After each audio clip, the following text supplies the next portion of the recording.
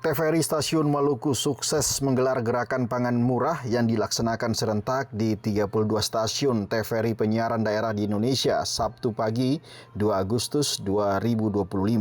Kegiatan tersebut terselenggara atas kerjasama dengan pemerintah Provinsi Maluku melalui Dinas Ketahanan Pangan. Dalam kegiatan tersebut, TVRI Maluku menerima penghargaan dari Dinas Ketahanan Pangan Provinsi Maluku atas partisipasi mensukseskan gerakan pangan murah.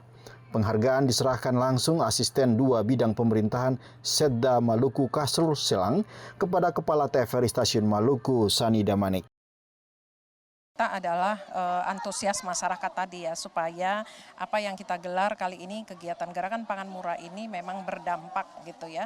Dan memang sengaja kita tidak lakukan di halaman kantor TVRI, kita memang jemput bola di mana daerah kawasan padat penduduk kita hadir di sana, jadi benar-benar sasarannya tercapai.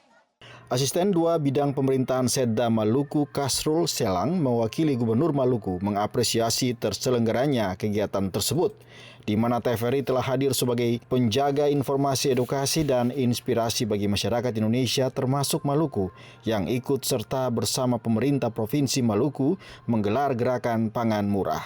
Tim Liputan TVRI melaporkan.